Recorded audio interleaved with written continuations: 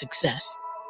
We're not adults, so just be there and like listen. I just want someone to yap to, and I just feel like I'll be fine. Like if someone just hears me talk and talk and talk and talk and talk and talk and talk. You're doing a really good job, and I don't think I tell you that enough. And I know sometimes we get into it, and it's just hard on both of us. But try to understand me more, and I'll try to do the same. Listening is a form of love. Find resources to help you support your kids and their emotional well-being at sounditouttogether.org. That's sounditouttogether.org. Brought to you by the Ad Council and Pivotal. What a way to finish the regular season of Jefferson Forest Cavaliers football, presented by TrostLaw.com. This Friday, November 7th, the Heritage Pioneers visit Sabre Stadium, aiming to spoil senior night. Your Central VA Floor and Kickoff show starts at 6:30. Kick at 7 on the Virginia's Talk Station app, 100.9 FM Lynchburg, 95.5 FM Bedford, and Open Virginia Talk Radio Network on your smart speaker. JF Football is also presented by Apple Auto Glass, Impact Church, The Concrete Wizard, Clyde Smith Plumbing, and Magic City Chrysler Dodge Jeep Ram Bedford. You're listening to WVGM AM and FM Lynchburg, now powered by ESPN Radio and streaming at VirginiaTalkRadioNetwork.com.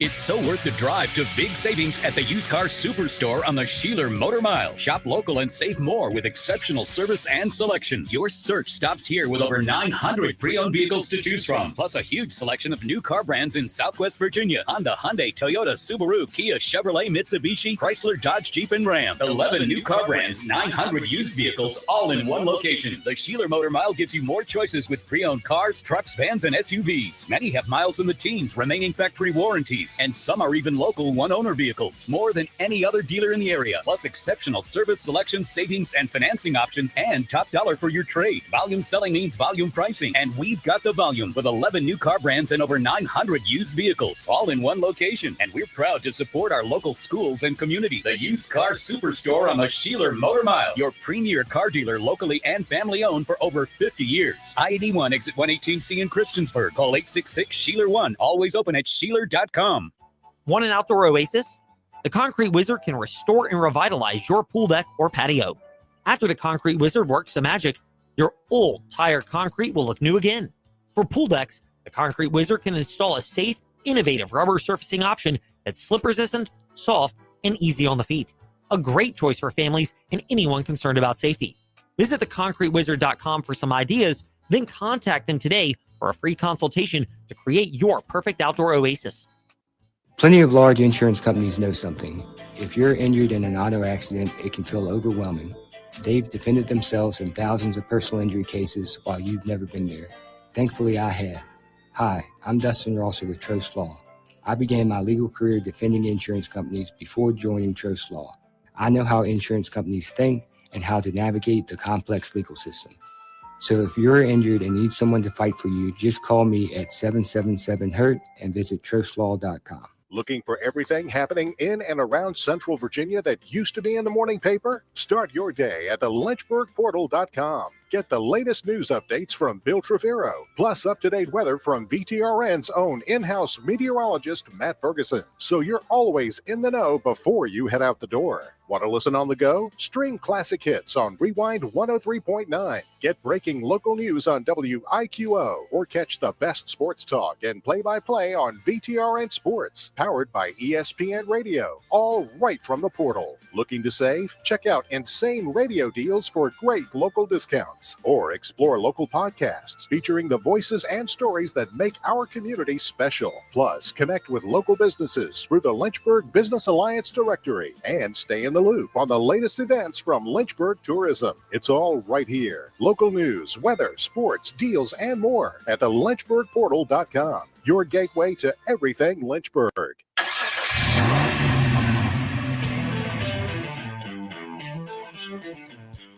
You're stepping into the fast lane on the VTRN Sports app, 93.3 FM and 1320 AM Lynchburg, or by asking Alexa or Google Home, open VTRN Sports Lynchburg.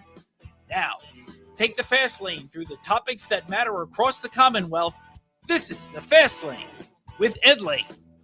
I swear this isn't for any kind of earth-shattering, breaking news. NFL trade deadline was yesterday. TJ and I reacted to that in the Fast Five at 5-ish in the last half of our only segment yesterday before Virginia Tech women's basketball. But when we play this soundbite, it is something that we just discussed literally moments ago. Time to take a detour in the fast lane. So you hear the ads regularly right here on VTRN Sports. And if you listen, Rewind 1039 Classic Hits and Talk Radio 100.9 WIQO in Lynchburg, as well as 106.3 Gretna Southside and 95.5 FM in Bedford. But the ads for our friends at the Sheeler Motor Mile. And you made the comment, TJ, something to the effect of, God, it feels like it's at least a mile long. Isn't that what you said? It was. I said I felt like it goes half a distance from Blacksburg to Christiansburg. I mean, it feels that way. I was, again, to get my usher on for a moment in the fast lane, I was down there this past Friday seeing our friends at Sheeler Motor Mile. And they have added Honda and Hyundai, I think I'm saying that right, Hyundai, to their dealership. Like, they have literally thousands of cars amongst their portfolio. Like, literally. So they are when you talk volume, they have the volume. And then we came up with a great idea. Oh, yeah. I know that they would not, we would have to be the ones to coordinate this. Yeah. But a 5K, like, they have such a robust amount of inventory down there that you could literally do a 5K running around the lots. And by the way, if they did it, just hypotheticals, of course, I would be elated if they gave the winner. This would be just only if I win, of course. And I would want my competition to not know about this, of course. But the winner gets to drive off in a new car or a car from Sheeler. Now, no way is that going to happen. Obviously, they're not going to do that. If that happened, then just the Virginia Tech cross country team would show up, and it would be no contest. So let's keep that in perspective. And Sheeler, they are proud supporters of Virginia Tech athletics. We're not projecting that burden on them. But the gist of it is you were down there. You've gone down there a couple of times to Blacksburg to see games at Virginia Tech. I've been down there as well. We'll go back down right after the Star City Half Marathon and 10K, ironically, to the Miami game. That's on my docket to go down there to see the U against Virginia Tech. Nice.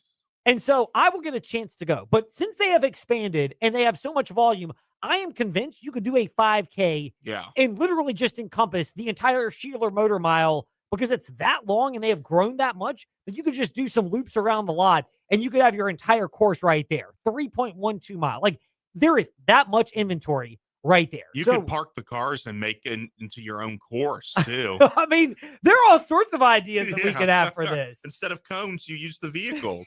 It's a great idea, and if anything, this would be a way for people to come out and literally shop for their next car. Yeah, you don't run off the course. No. You just run to the car. Yeah, exactly. You get done, you just run to the car. They have great sales associates. They'll be glad to help you with that. That is what you would get. Literally, that much inventory. Like, literally, no joke.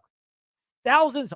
They have over 900 pre-owned vehicles in stock. They also have plenty of new models. They have the ability to order cars for you at Sheeler Motor Mile. Nobody's paying us to say this, but I just heard the ad and then went off on a wild tangent, which literally is the definition of taking a detour in the fast lane. So, after Ed's potentially unnecessary detour, let's get back on the road in the fast lane.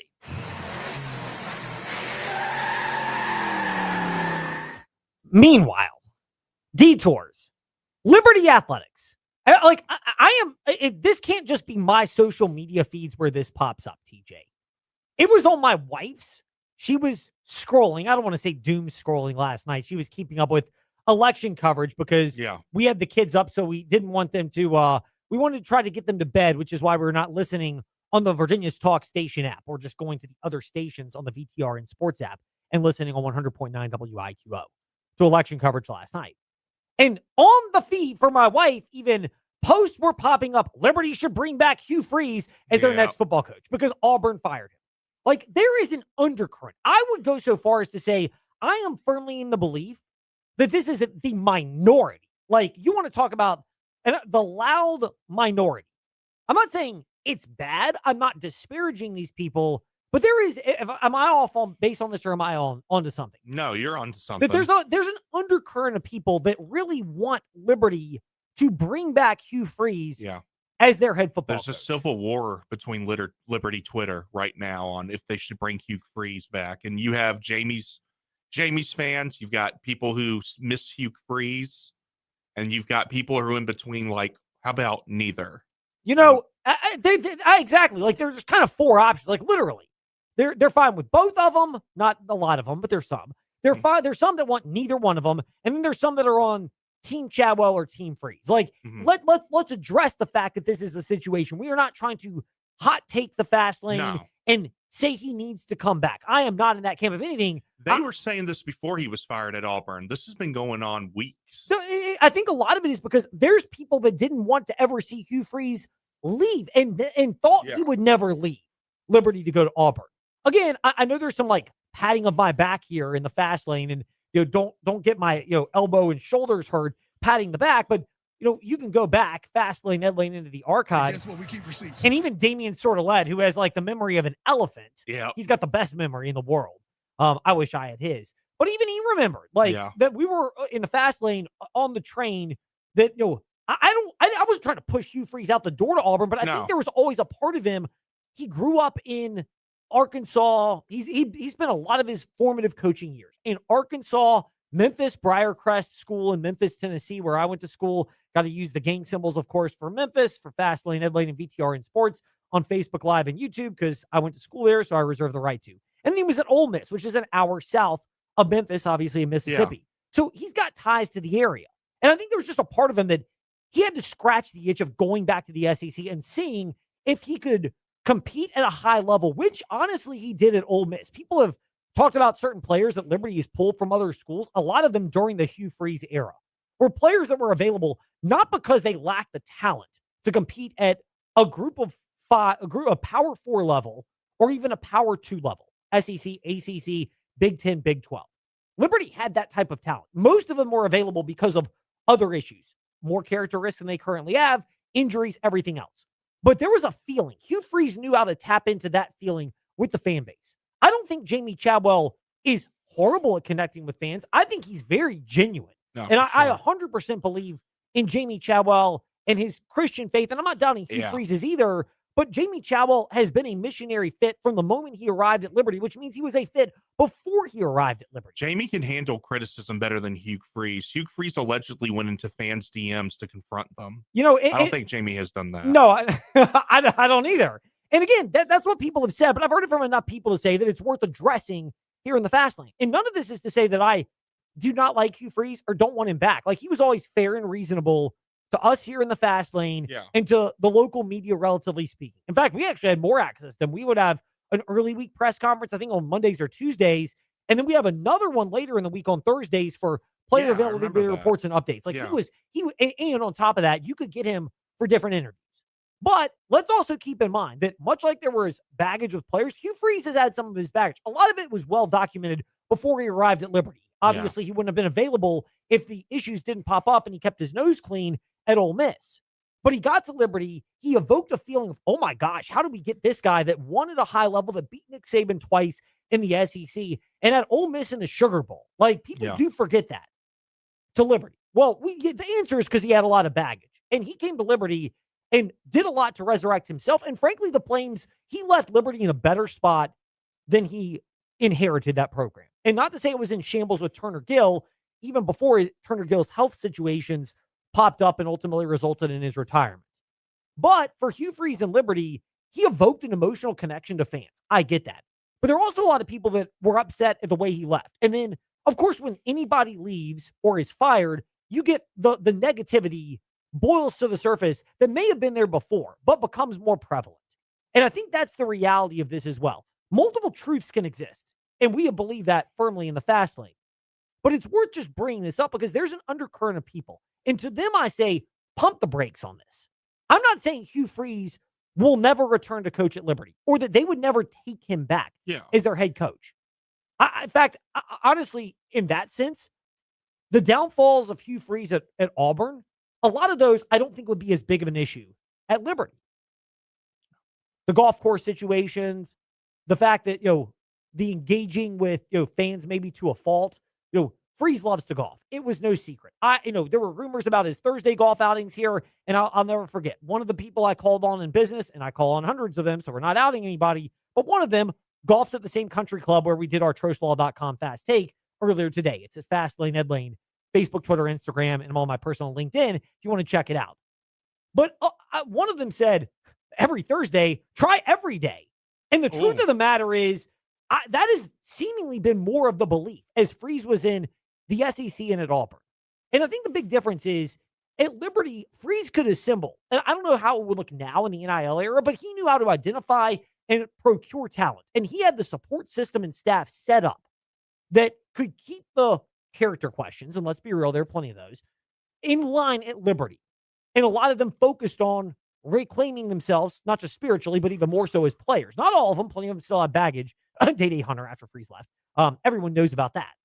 But the thing of it is that, when you're in the SEC, you can't be spending all that time on the golf course all the time. Even more so now where everybody's paying players. Everybody has the talent. I mean, look at the SEC this year where they have easily, I think they'll get 5 in the college football playoff. I wouldn't put it past them to get 6 or 7. Yeah. I know that's a lot, but it's not a shock. I think not. 7's a long shot because I think the Big Ten's going to get 2 with Indiana. I would rather have 7 SEC teams than Notre Dame in. I don't think Notre Dame should be in. I'm not disparaging that or disagreeing with you there. I think there's a valid point on that. I think the committee would love Notre Dame, of course, because of the brand cachet. Indiana's going to join Ohio State in the Big Ten. Absolutely. I am banking that neither one of them is going to collapse because I think they're both very well coached, well run programs. Yeah. And the Big Ten might sneak a third in if Auburn, with Oregon can come through unscathed. Sorry, Liberty, for bringing up that school again. But the thing of it is, Freeze lacked the attention to detail. And frankly, the volume of golf outings at Liberty, he had that as well. It's just Liberty was pretty close to a number of teams they played and could beat some of those. Your BYUs, your Arkansas, your Wake Forest, your Virginia Techs, your Syracuse. I mean, rattle off a lot of them. And they had a good coaching staff when they were at Liberty. But there were also some dips in the schedule when they were at Liberty. Your UMasses that popped up on the schedule regularly. Those type of teams. Liberty could out-recruit the majority of Conference USA with Hugh Freeze. Yeah. And they'd have the talent. They'd have a coach who knows how to identify that and bring that in. And frankly, the Freeze loving to golf, having a difficult time with the impulse control. Obviously, if you golf that much, that might be a concern. So let's just keep it directed at that. I don't think it's as big of a deal at Liberty as it is in the SEC, where the talent is more evenly spread. Everybody's buying it. Everybody's got roster evaluations. Everybody's poaching and tampering and bringing in players from other rosters, which means you've got to win with the X's and O's, the little things acumen. Yeah. That game changed from when Freeze was initially in the SEC at Ole Miss to where he was at Auburn, which is why I don't think he could land in a Power 5 job right now, given where his weaknesses are with the attention to detail and the fact that that's what differentiates you in college athletics now. Across the board, the have-nots have risen up if they've invested properly. Vanderbilt, Virginia, SMU, Louisville, programs you never thought could contend for a playoff berth, all have a legitimate chance to make it in this day and age. Not like before where there were like 5 teams that could win the national title in any given season. They're now 15-ish that you could reasonably say, oh, maybe I could see that. You could sell at least an amount of, well, to curse in the fast lane, hope to that. So I'm not saying that. But here's the flip side to this as well, and why I don't think it's anything remotely close to being imminent that Hugh Freeze would or will or is going to come back to Liberty. Jamie Chadwell is still a really good head coach. Like, lost in all of this is the fact that Jamie Chadwell had an above 700 winning percentage before he arrived at Liberty. Fantastic coach at multiple stops. Yeah. And has shown he can prove and perform. And in his first year, and I get you can say with Hugh Freeze's players, but a lot of those players still left when Freeze left Liberty. They lost a lot of talent. And Chadwell had to bring in a number of players to complement it. He got Caden Salter focused. They had a locked-in defense. They won 12 games in the regular season, going undefeated. They won their Conference USA championship game. I might add, against Diego Pavia, who every year, his time at New Mexico State, we're seeing how challenging he was as a quarterback. And the fact that Liberty beat that quarterback twice is a testament to Jamie Chadwell. They went to the Fiesta Bowl. I'll maintain this. Oregon could have won that game 73-6 instead of 48-6 if they won it. They could have added 4 quick touchdowns in the third and fourth quarters of that game. But Oregon was going to primarily beat anybody because that team was locked in, and the amount of pro talent that was on that roster and on that field, even with the opt-outs of a couple of players from that game. I don't think anybody was beating that locked-in Oregon team. I just don't think it was going to happen. So Liberty lost that, and maybe they lost it worse than someone else. Boise State, Memphis, someone of that caliber. But I don't think anyone was really touching a locked-in Oregon. Last year, as chaotic as it was, people do forget this, and while the Flames looked bad in a lot of wins, they still went 8-3 in the regular season. And you kind of saw the opt-outs coming at the bowl game and it did, and Liberty was a shell of themselves, and I get 8-4 is the final record. But that bowl game, and I think just generally speaking, it's hard to grade teams based on bowl games now. Not impossible, but it's harder than it ever used to be. And then this year, look, Liberty is clearly showing their deficiencies, and it's taken a while for this roster to gel. And they clearly will need to make improvements in the offseason, whether it's their current players and or acquiring more talent. And more should be expected given the resources devoted to the Liberty Flames. But they have rallied from a 1-4 start in an era where players are more quick to mentally check out, and they've gotten to a 4-win, 4-loss mark, and they could add another win this coming Saturday. They are a 8 to 10 point favorite last I checked, somewhere in that range, against Missouri State this Saturday, 1 p.m. kick at Williams Stadium. Get your tickets now, InsaneRadioDeals.com, for over 30% off the normal price of single game tickets, however many of those still remain. Again, to get my usher on in the fast lane, I can't tell you exactly how many. So I'm just saying all that to say, I acknowledge there's an undercurrent of bring back Hugh Freeze, and people have weighed in at Fast Lane, Ed Lane, Facebook, Twitter, Instagram. We want to get time for that, so we'll get to that tomorrow in the Fast Lane. Yeah. But I'm not saying it couldn't work. I'm not saying it will never happen, but I'm saying let's pump the brakes on this idea that it somehow is imminent and at least address the fact that, yes, it is something that's out there, and yes, it's the case. And I know people at Liberty, some of them long for the good old times of Hugh Freeze, but there were also its challenges, and that is also something that popped out as well and is at least worth remembering when you consider the Liberty Flames. Meanwhile, speaking of the Liberty Flames, we get to that momentarily in the Fast Five at 5-ish, but pumping the brakes. Sadly, some people just don't do it in time, and they get themselves in situations on the road.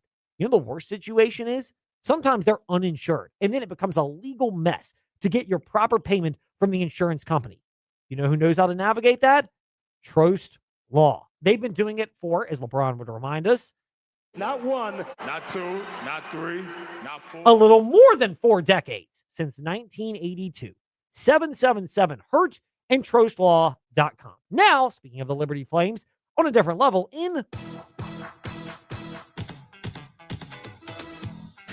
It's time for Fast 5 at 5-ish.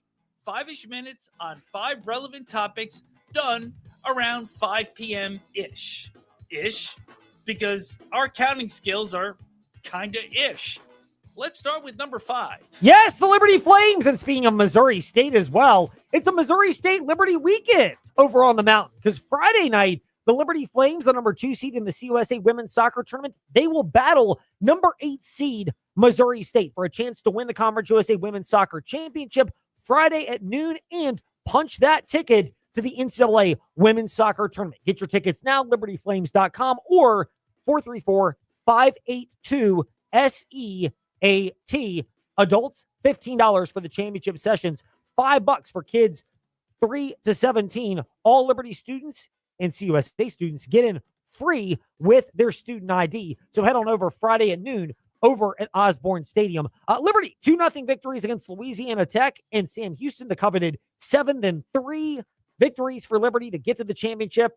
And meanwhile, Missouri State, they upset Western Kentucky 2-0 in the Middle Tennessee 2-1.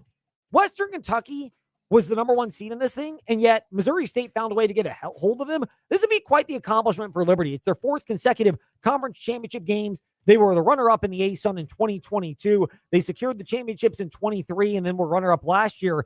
You'd love to see if they can find a way, and particularly CUSA Player of the Year Ivy Gardner, to star in the tournament as she's done for most of the season. But for Liberty, she'd be quite the capper if she can pull that off and get them to the championship. Meanwhile, speaking of Liberty sports and women's sports, number 4. Nothing that was earth-shattering when it came to men's basketball or women's basketball the last couple of days. We'll start with the ladies first, here in the Fast 5 at 5-ish. Liberty defeating Frostburg State last night. Virginia Tech rolling in their season opener against Wagner, and then Virginia women as well, getting a season opening victory.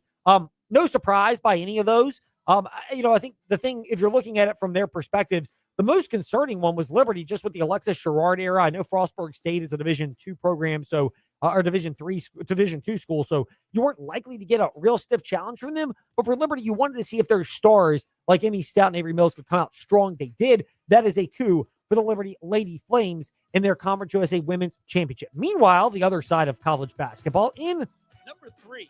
Men's basketball, Monday night. Virginia Tech started slow. They pulled away for a victory on Monday night in their season opener, as you heard right here on the VTR and Sports app against Charleston Southern. Also, Liberty, the Liberty men's basketball team, a dominant victory over Kentucky Christian on Monday night.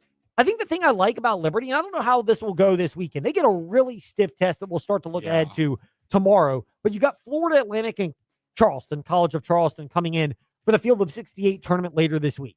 But for the Flames, I like seeing the fact that Brent Decker came in and was really able to shoot the three really well. And you've got a number of other players that have started to step up, particularly J.J. Harper, who looks like he can fill the Javon Moffmore role. I know Richie McKay doesn't like the idea of comparing coaches, but we are comparing players from one era to the next. But so what? We can. That's part of the fun of the fast lane. And then the other part that was funny was what we get to in, which was Ryan Odom's response to our own TJ Wilkerson about how different the pacing was, particularly the fact that Virginia does want to play defense, but their definition of defense under Ryan Odom is much different from what they did at Virginia under Tony Bennett. One of the other things I told the guys, even at shoot around today, was we have to get teams deeper into the clock. Trust me, the fans, they will know what to do at the end. Now, we have to get them used to some of the other stuff on the other side, and that'll be a learning curve, for them as well. But this is the best place in college basketball to play. JPJ, there's no better arena. You can walk in there and see it. It's just a special, special place. And the fans, our students are are the, most important part of that. Obviously, our players. I love that. Our fans will know what to do. Does that not speak to the era of college athletics, TJ, where a lot of these players are coming and they're so new to places that, they knew of Tony Bennett at Virginia, but nobody knew that fans at JPJ, they may not cheer for three-pointers all the time or slam dunks, although they didn't see a ton of them. But, boy, they get raucous when it comes to late shot clock situations or shot clock violations. No, they do. That arena was erupting, and they were even throwing confetti everywhere in the stands. It's hilarious to see how excited they get. Meanwhile, sorry, Liberty fans, but number one, JMU will wear the Marvel-themed superhero helmets against Washington State November 22nd. One side will feature you and Ty, our own Tyron Tracy, who is a comic book aficionado. Are you a comic book guy, TJ? Not as big as I wish I was, but no. So you're not on the Ty Tracy level. I'm not on Ty Tracy's level. No. I don't know if his girlfriend Kaya is a comic book aficionado as well, or if she just, it gives the old that's cute, honey. That's real sweet, but you go do your thing. Does Brenda do that for you? No, she wants to be involved in everything. In everything? See, my wife was involved in everything until it came to the NFL draft. And then she's like, I don't get this. And that's when that's when the split began. Although thankfully there are not a lot of variations, but that one is still one that has held true almost 15 years later. As it relates to it, this is not for me. I am a traditionalist. I am all for changing the colors. The white helmets for JMU with the gold and blue versus the traditional gold, the gold and purple. Or the traditional gold or the traditional purple. Yeah. I like the three-tiered variation of the helmet that either has the Duke logo, my favorite, or the JMU logo, which I think is a little more bland, but I get it. It's historical. But the Marvel superhero theme, for me, not really my cup of tea. But the ability to make merchandise, shirts off this, sell it, and then generate a little bit more in. Dollar bills, y'all. That's why this exists. That's where the value lies. And that's why this is actually something that JMU is entertaining and doing. Yeah, no, I'm wondering how much they had to pay Disney to be able to do this, though. I'm kind of curious. That's a great question. They'll be able to choose from one of 5 Marvel heroes for the JMU Washington State game in Harrisonburg on November 22nd, the day of the Star City Marathon and 10K. Get your discounted entry still at InsaneRadioDeals.com. Iron Man, Captain America, the Hulk, Thor, or Black Panther. Good heroes. All of them are great choices. Surprised Spider-Man's not in there. I am too. Yeah. Spider-Man or Superman would be the two that I'm a little. Superman's not Marvel. He's not Marvel though. That's true. Spider-Man though is. Yeah. I would love to see that, but if you made me choose from one of those, I'd probably go with the Hulk. Yeah, I love the Hulk. That's just the big green Hulk is kind of my thing. For the look of the helmet, the Black Panther would be pretty cool. But again, no, I'm a traditionalist. I'd rather they just keep that. Call me the crotchety old man here at the Virginia Talk Radio Network. Do you go Hulk for the insane deals that we have in InsaneRadioDeals.com, Ed? We could. We could. That's not a bad idea. Maybe a comic book special. Yeah. We need to consult with Ty Tracy on that. Right. Ty Tracy 90. You can weigh in with your suggestions, and Fastlane Ed Lane, as well as TJ_Wilkerson 8 to connect with us on ours. Meanwhile, when we return in the Fast Lane, Bob Alvis, high school football finale week of the regular season. Big games coming up, including ours, Heritage at JF, potentially a three-way tie or an outright champion in the Seminole District. That's on the line on JF Cavalier Football, presented by TrostLaw.com. 6:30 Central VA Flooring kickoff show on 100.9 FM in the Virginia's Talk Station app or the other stations, WIQO portion of the VTRN Sports app. Meanwhile, we'll start to preview that and more with Bob Alvis, the Sports Buffet podcast, who joins us next here in the Fast Lane. Mark Dalton here with the Terry Auto Group. If you don't love your car, then you're simply just driving the wrong one. At Terry Volkswagen, Terry Subaru, Terry Auto Outlet, and the Terry Clearance Center, we've got the perfect new or used car for you. We make your car buying experience easy. Need help with imperfect credit? No problem. Our team works hard to get you approved and back on the road. Because when you shop at Terry, you drive away happy.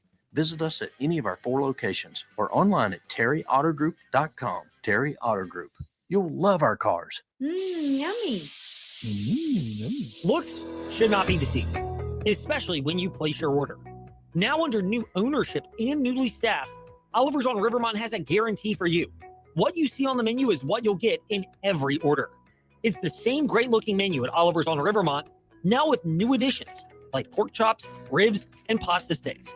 And the new chef is the master of consistency, so what you order is what you'll get every single time at Oliver's on Rivermont. Your home is more than just walls and windows. It's where life happens. And at Right Choice Construction, we get that. We're not just builders. We're fathers, mothers, neighbors, just like you. And every nail and every beam reflects our commitment to creating a place you're proud to live in. With Right Choice Construction, you're choosing a team that's been perfecting the art of building for years.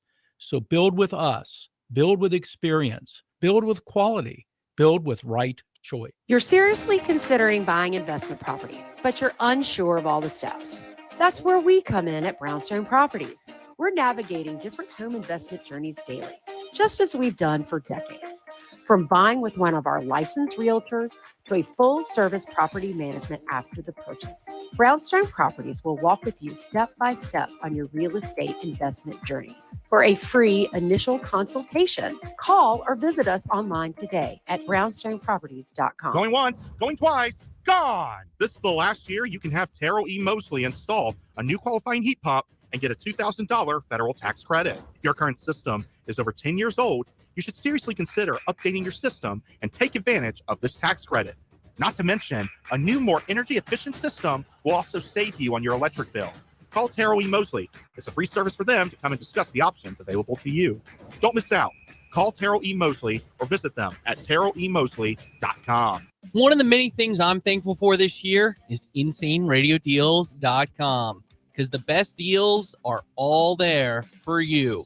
Liberty Flames football tickets, InsaneRadioDeals.com. Gift cards to Oliver's on Rivermont, Caribbean Jerk Pod, JD's Cafe, downtown Cairo, InsaneRadioDeals.com. Great deals just in time for the holiday season at InsaneRadioDeals.com. Head to the site right now before they run out.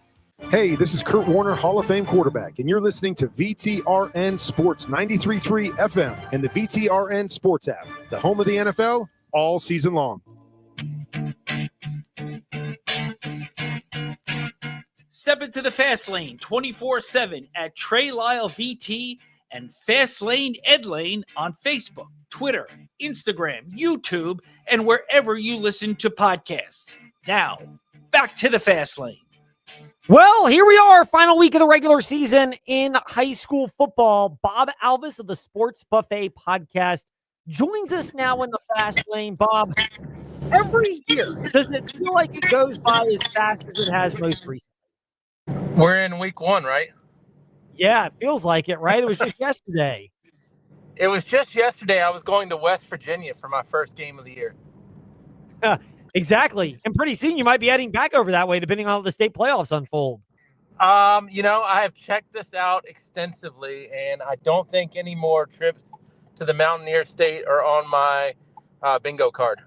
I would doubt it's going to go that far, but it leads us into the final week of the regular season. Have you seen a region that is more wide open than Region 3C, which is the region, of course, featuring the Heritage Pioneers and the LCA Bulldogs, who met last week in the thriller 35-33 Heritage win over at City Stadium? It can get bad, that's for sure. I mean, it's really weird because I've checked out a few scenarios, and the fact of the matter is the fact that the Valley, which includes Turner Ashby, Broadway, teams like that, they have played a schedule that is favorable for them to pick up wins, but not as many points as Heritage or LCA would maybe have. But when you run the table and can go 9-1, 10-0, you're in a good boat for Turner Ashby or a Broadway type. Heritage might be looking anywhere from like 1 to 5. Wow, this thing could go any way. So they could have the top seed in home playoff games throughout the region playoffs, or all the way down to being on the road in the first round. And what's crazy is their road game might not be too far away, because there's a scenario, it seems, Bob, where Heritage and LCA could be squaring off for another rematch twice in a 3-week span. Well, I think really the chances of that are not as great. I mean, it's possible, but it's not great. I know both Heritage and I'm assuming LCA haven't talked to the Bulldogs this week. I would think they would like not to see each other until the regional final. And trust me, if they can make it into the first round game without seeing each other, I think a regional final rematch, if it brackets out that way, could be likely. That's crazy. Wow, you could get a regional final for all the marbles in the region and a trip to the state semifinals between Heritage and LCA. Bob, how much do you believe that matchup this past Friday equips both Heritage and LCA to make deep runs in the playoffs and maybe have that coveted Black Friday rematch between each other for a berth in the state semis on the line? It's funny. I was talking to one of the my old football coaches, Richard Trent, who coached at JF for a while, coached at Alta Vista, coached at EC Glass, and he said in situations like this, it's hard to beat a team twice, which I totally agree with. But I can tell you this, and I'm not knocking on any other coach, but Brad Bradley and Heritage will be utterly prepared if they see LCA again. But right now, the game they're worried about is JF, and that's playoff implications, but not like, it's not as much for like a district title. It is, but that district title doesn't mean anything when it comes to playoffs. Yeah, you bring it up in that regard.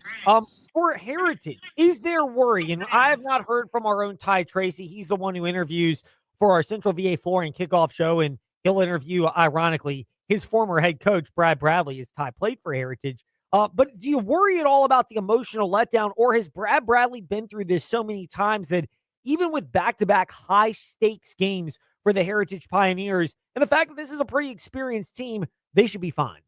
Adult Bob that talks about college and pro sports worries about emotional letdown. But when you're talking about 16, 17, 18-year-old kids, I don't worry about that as much. But I'd be lying to you if I said it's going to be hard to get back up after you were, for lack of a better term, up last week.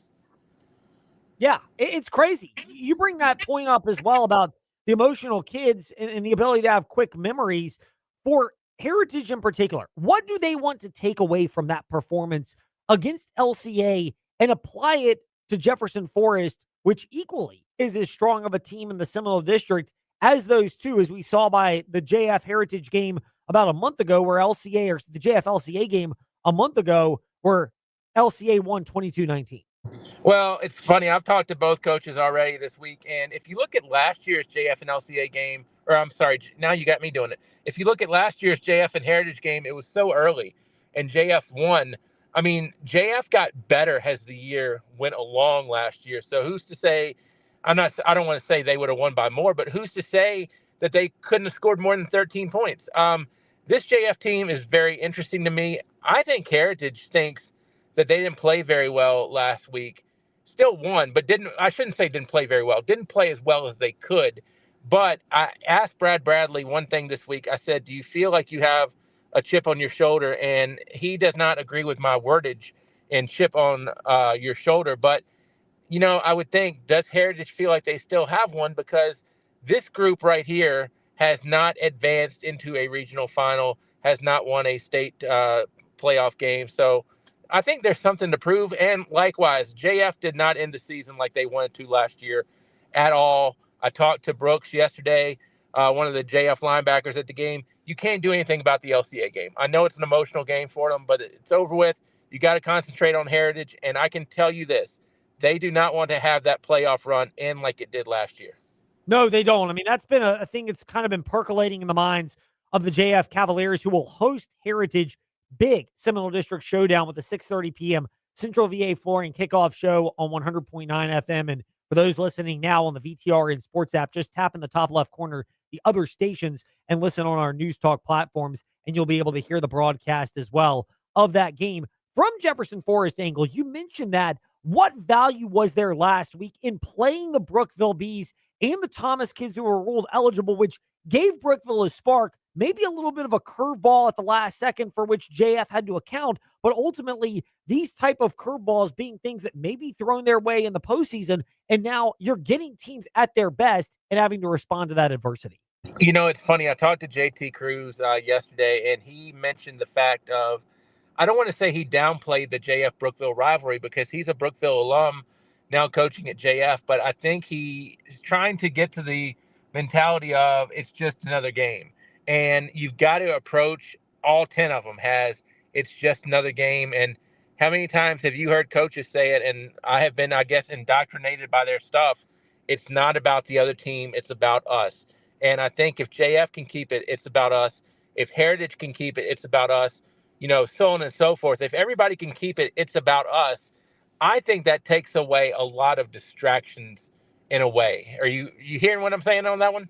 Yeah, I mean, it does. You're trying to keep guys focused so that, and maybe I'm misphrasing this to Bob Alvis of the Sports Buffet podcast, who's with us in the fast lane, but so that the moment doesn't feel too big, and therefore you just focus on what you need to do. That is probably the best way I've heard that articulated. So I might steal that from you. Yeah, the moment can't get too big for people. And, you know, we're going to get into, when we get into playoffs, we're going to get into uncharted water for somebody. Somebody's never going to have been here before. And, you know, it's interesting because some people will say, well, they've never been here before. They're going to get, you know, shell-shocked or whatever. Then you have some people to say, well, they've never been here before. They don't know what to be shell-shocked about. So it should be interesting. For your sake, I hope JF can keep one of those 1 or 2 seeds to where you're not making a trip up to Winchester. What's the likelihood that we dodge a trip to Winchester, if not in the first round, at least maybe until the regional finals, if JF makes it, which is obviously no given? You know, my thing is when because everybody wants to know, what are the scenarios? What are the scenarios? What are the scenarios? Here's my first scenario. Win. Don't worry about what anybody else does. Win your game. Secondly, I think a scenario is pull for the teams that you beat, because in terms of playoffs, you're looking at if those teams win, you're getting more points than if those teams don't win. Obviously, that doesn't help you at all. So I would say pull for the teams you beat to win. And it's not the teams that people are going to remember necessarily, because guess what?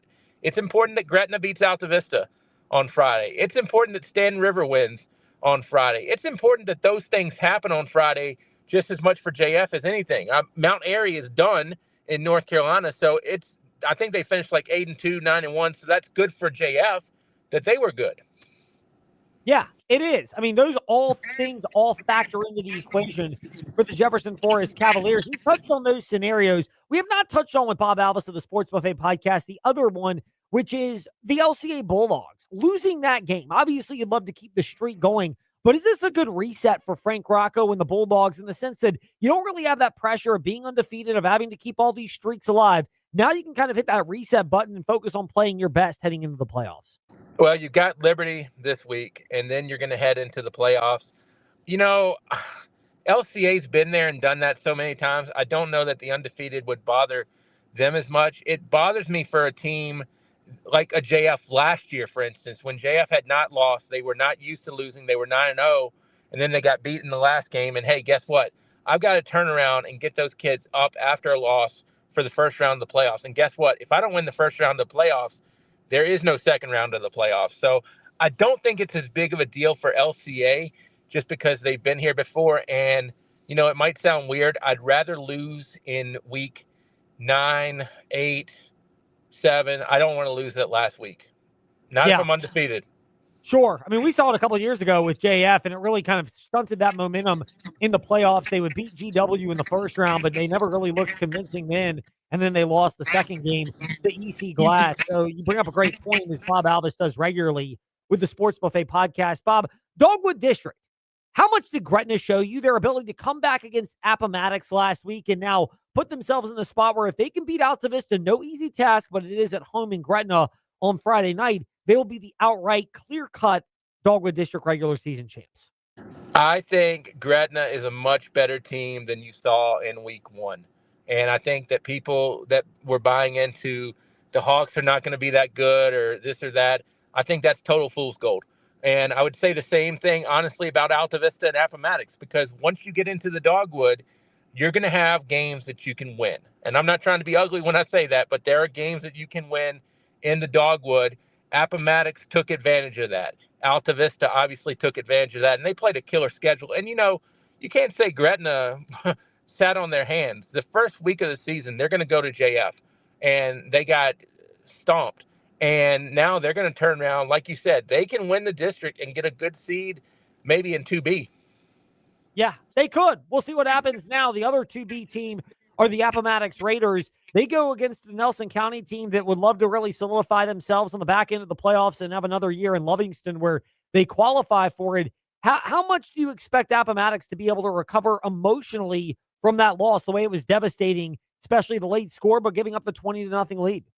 Yeah, I mean, you know, like I said, I mean, I keep coming back to this. I'd rather do it the week before the last week rather than my last game, because you got to think, some people have that week 11. This is actually week 11. Have that week 11 bye.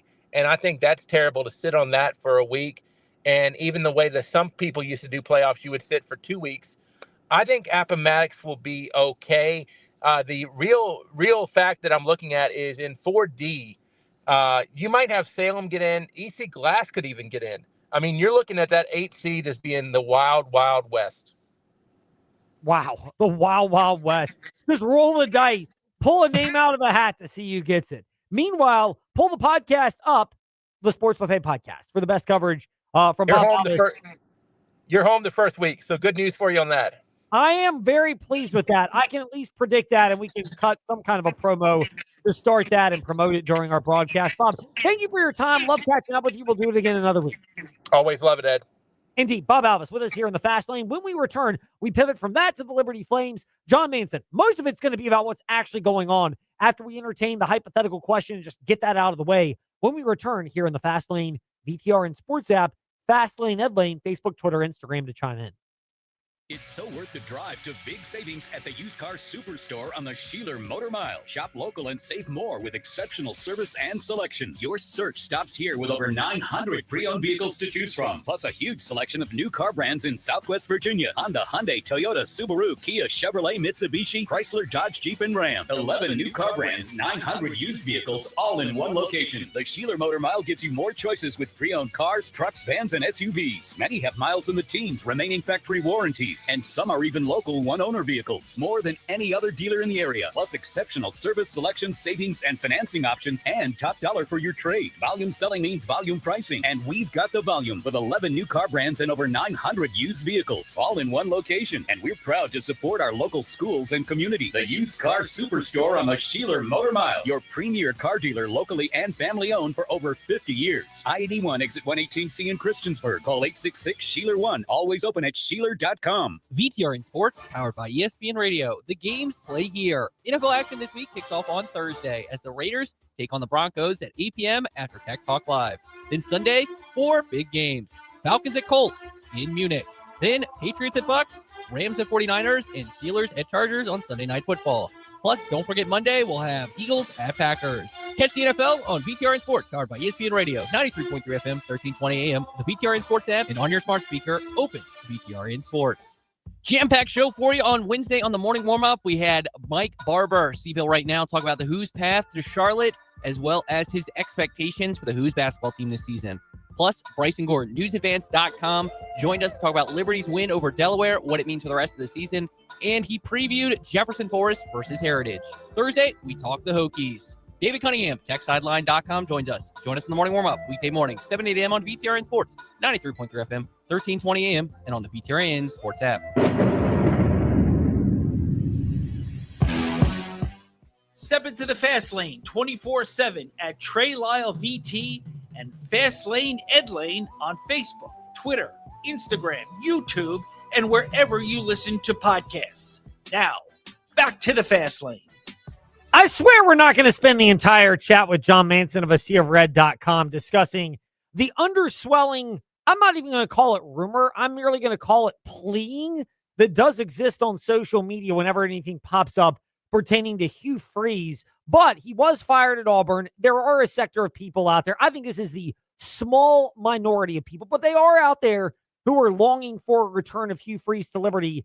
Pump the brakes on this. Let's just pump the brakes. I'm not saying it'll never happen, but in no way, shape, or form do I get any impression that this is remotely close to being something that is even possibly being considered and discussed. Not saying it'll never happen, but let's not get carried away with this concept. I get the fascination with it. I'm not saying it couldn't work if it happened, but Liberty has a very successful and proven coach in Jamie Chadwell. And by all accounts, especially as they've turned the season around from 1-4 to now 4-4, I think they're giving it every opportunity they can to get this thing righted, not just the remainder of this year, but building upon that into next year and future years. So where was I right? Where was I wrong? Jon Manson from AseaofRed.com gets to provide some perspective. Jon, a pleasure to have you back in the Fast Lane. Where is Ed right? Where is Ed wrong outside of referring to myself in the third person, which is definitely the wrong?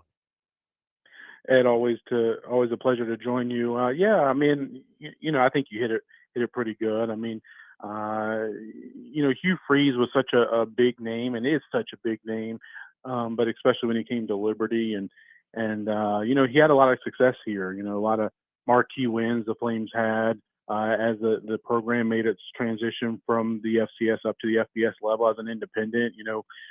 First ever wins over ACC opponents, also had a win over Virginia Tech, first ever win over an SEC opponent in Arkansas, also the big win over BYU at home. So, I mean, those are moments and wins that Liberty fans will never forget. I mean, there's some that, 30 years from now, hopefully I'll be able to look back and remember them with fond memories. And a lot of that's due to Coach Freeze. He really changed the entire tenor of the football program. Kind of took it from being much of an afterthought to a legitimate FBS program, and so he's owed a lot of credit for that. But at the same time, like you said, Liberty has a head coach and has a very successful head coach and one that other P4 schools have been chasing after before in Jamie Chadwell. And I'm very much the type of person that I'm all in with the person that you got right now. And until it's proven that it can't be done. And what Chadwell did in 2023, his first year at Liberty, going 13-0 and getting to the Fiesta Bowl, certainly deserves a lot of attention and praise. And he's competed and going on 3 years now for the conference championship in Conference USA each of those 3 seasons. And, a lot of November football left to be played to see if Liberty can remain in that chase. Need a little bit of help, but, Liberty's got a head coach right now. So until that job is open up, it's not fair, in my opinion, to talk about other potential head coaches, but, Hugh Freeze will always be someone that Liberty fans should be thankful and appreciative of what he did. And I'm sure he looks back on his time on the mountain as, very fondly as well, too. No doubt. I mean, I've heard that from a lot of people that there is a lot of fondness for what transpired. And I think you summed it up very well, as you always do on the Sea of Red podcast. To get my usher on for a moment here in the Fast Lane. I have not quite listened to it. It's on my docket to listen to tomorrow morning, Jon. So we ask for your forgiveness. Sticking with the past, though, with the Liberty Flames, but not a Freeze question. Hall of Fame class was inducted. I don't pretend to know everybody on this that was part of the class. Stacey Neal was not somebody that I was all that familiar with from softball. Clinton Henderson from men's track and field. Aaron Hagan from volleyball. And Alicia Carty from women's swimming and diving. I don't know as much about them, But Mike Brown from football, a lot of people obviously know of his accomplishments. He's now the wide receivers coach at Notre Dame. Jesse Sanders from men's basketball, granted that was before the Richie McKay era, which you talk about transforming Liberty sports. McKay did that. And then Brant Tolsma, who did that for cross country and track and field. And obviously Sam Chalenga, who you might argue is the greatest athlete in Liberty history, certainly in track and field and distance running, I would say, is in that camp from somebody that Tolsma coached. What is your assessment of this Hall of Fame class and their impact on Liberty? Maybe it's just a reflection of my age, but it seems like every Hall of Fame class is better and better for Liberty, and this one is no exception. Certainly the best that I can think of.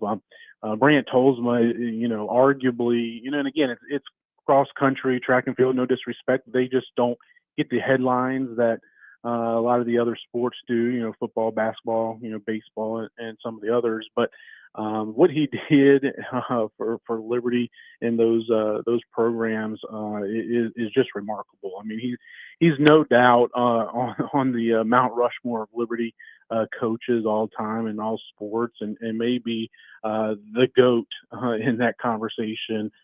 Just a number of Coach of the Year awards, conference championships, consecutive conference championships in each of those sports. So it's remarkable the job he did, and he also set it up for sustained success because he's been gone now for a few years, and that program hasn't missed a beat and kept on moving and thriving. And Jesse Sanders, arguably the greatest point guard Liberty's ever had, still leads, has program marks in career assists, and had a triple double each of his 4 years while playing at Liberty. And he was part of that recruiting class that had Seth Curry and others in it. One of the highest rated, probably the highest rated recruiting class Liberty basketball's ever had.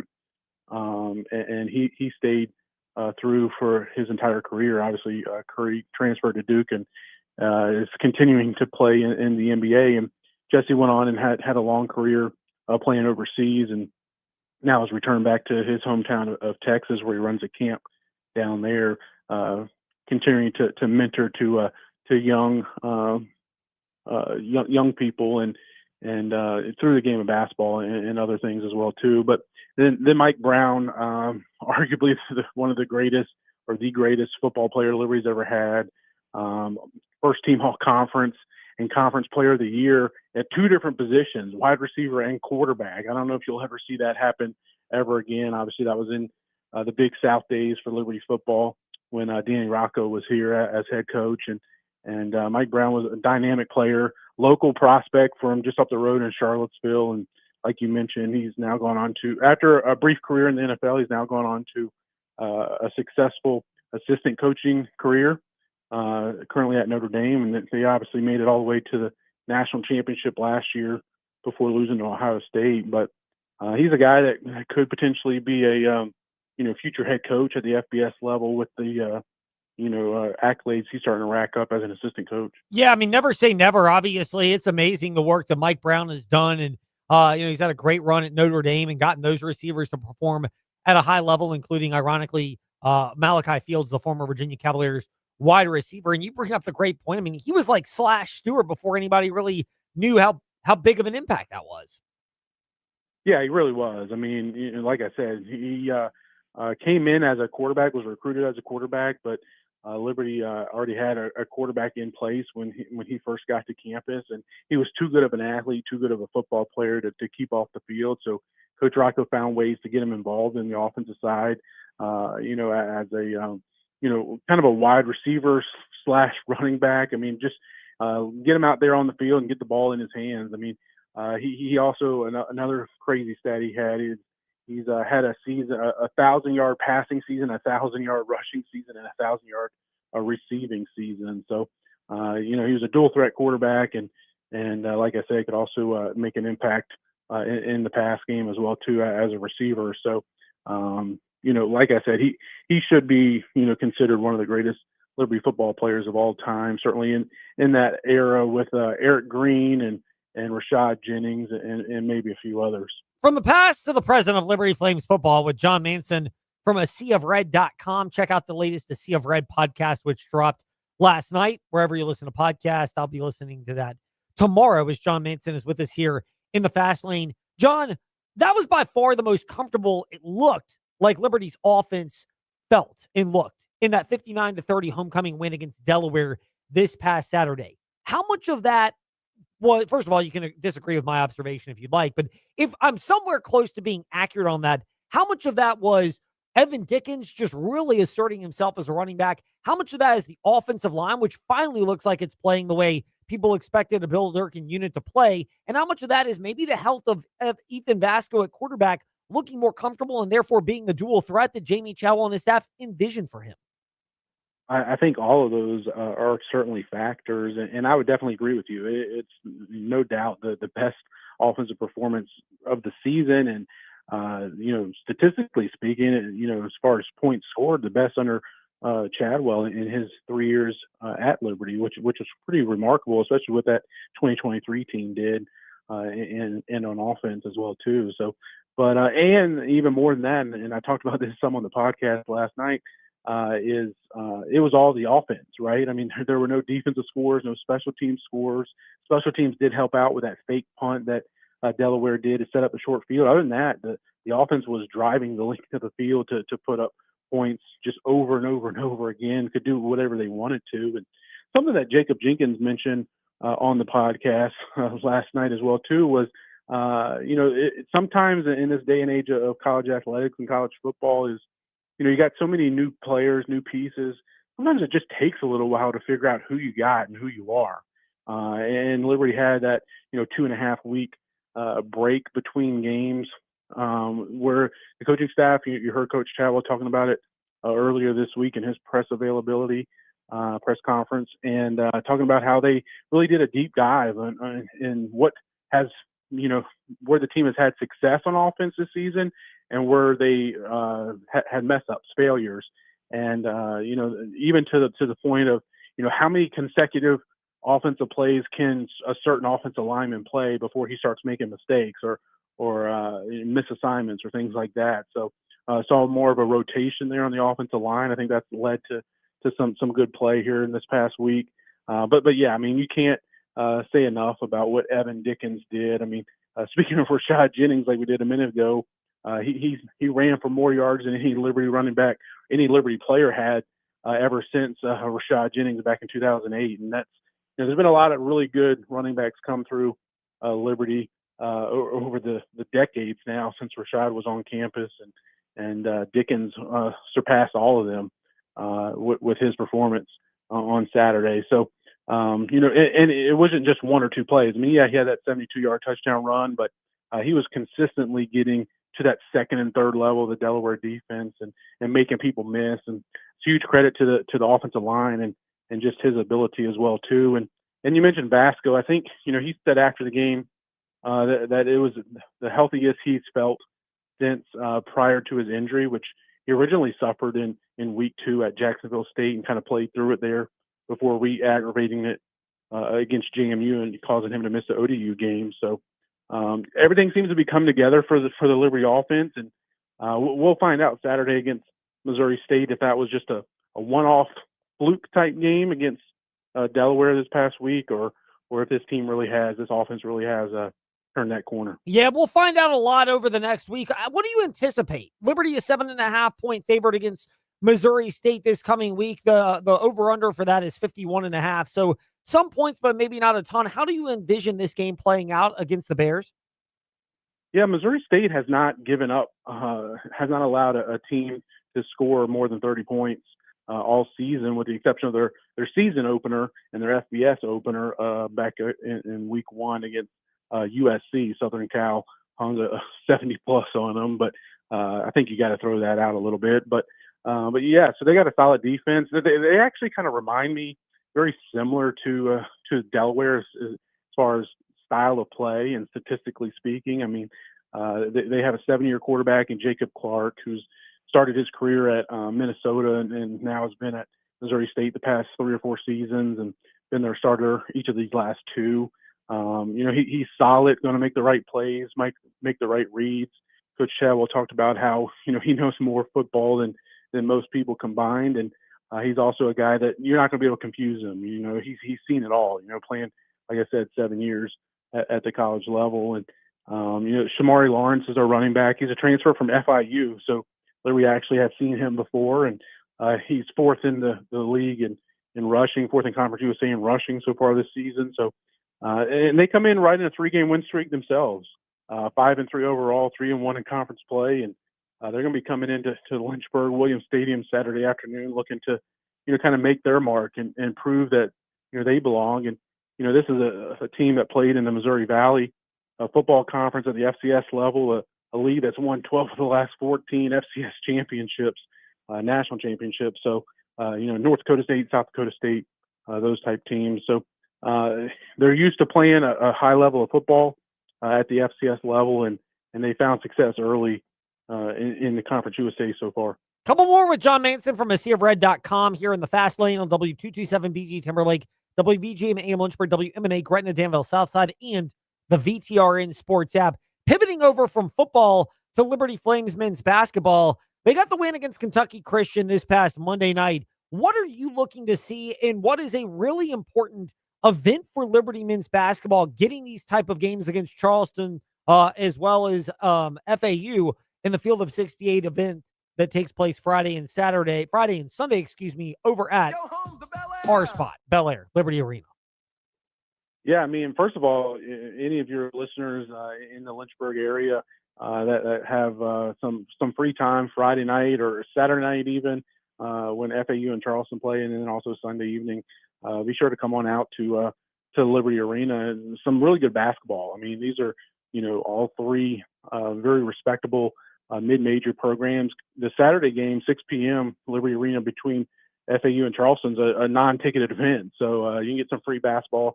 Like I said, top 150 programs in the country, but yeah, I mean, it's a huge opportunity for Liberty first to, you know, kind of showcase their arena, their facilities, you know, just to the college basketball mid-major, specifically college basketball world. And you know, on the court, it's going to be a big test starting Friday night against Charleston. I mean, Liberty's got a lot of question marks in the front court. You know, especially with those injuries to Isaiah Enan and Josh Smith, who didn't play, you know, in the opener Monday night. Not sure how much of that is just, you know, holding them out because, you know, they're obviously coming off of serious knee injuries, and, you know, you're playing an NAIA program, which, you know, like we saw, Liberty was, you know, didn't have any trouble with, you know, so Liberty's got a lot of question marks there in the front court due to that. And Charleston, I mean, they'll play 2 7-footers at the same time. We'll see that Friday night. So big test for the Liberty front court. You know, guys like R.J. Jones, who played a lot Monday night, transferred from Virginia Tech, former 4-star recruit coming out of high school. Be a big test for him, assuming Enan and Smith are unable to go. Or, you know, and even if they do play, you would imagine it would be limited minutes. So we'll learn a lot more about this year's version of this Liberty Flames basketball team, you know, through this weekend, Friday against Charleston and then Sunday against FAU. Last one for you, John. What does it say about Richie McKay, his culture, and yes, his connection to the Tony Bennett program? They added another one from that tree with Anthony Gill, the former Virginia standout who was once a High Point Panther. He transferred to Virginia. He's had a good NBA career and a good pro career, but he's kind of had to do things a long way. How valuable a resource is that for the men's basketball team? Yeah, I mean, it's huge. You know, we've talked about, you know, Talon Peter and how much him getting drafted and now even playing in the NBA for the Pacers, how much that means for this program. And this kind of just adds to that, right? You got guys, you know, you talk about from a recruiting standpoint, where Liberty's had a lot of success here in the past few months on the college basketball front in high school recruiting. And you got a guy like Talon Peter now playing in the NBA, and now you got a guy like Anthony Gill, another resource Liberty can use. You know, a guy that can be an advisor to this program, to Coach McKay, but also to these players as they're, you know, seeking to continue their basketball careers, you know, professionally. And not just Talon Peter, but almost every Liberty starter from the past decade or so has gone on to play some level of professional basketball, whether that's overseas or in the G League or like we were talking about with Talon in the NBA. So they got a lot of professional aspirations, and having somebody like Anthony Gill to kind of speak into them and be there to ask advice, a non-coach, it can be invaluable and a great resource. And like you said, it means a lot just to what Coach McKay, obviously he and Anthony Gill have a really good relationship going back to his time at Virginia, where he helped recruit him there and also coached him, and kind of become a little bit of a mentor to Gill, and now Gill can do that to this Liberty basketball roster. Jon, thank you for your time in the fast lane. It's always good to catch up with you. It was great seeing you a little bit earlier today over at, I just had needed an excuse to play that soundbite once again in honor of LA Liberty Arena. We'll see you again this weekend and look forward to chatting soon. Sounds good. Thanks for having me on, Ed. Always our pleasure. Jon Manson, CFRed.com, covering the Liberty Flames with us to wrap up the fast lane. If you missed anything, Fast Lane Ed Lane, wherever you listen to podcasts, and Fast Lane Ed Lane, Facebook, Twitter, Instagram. Now on to Freddie and Harry, already in progress on ESPN Radio. 0.1 points per game, and he's fourth in assists in the NBA with 9.3 points.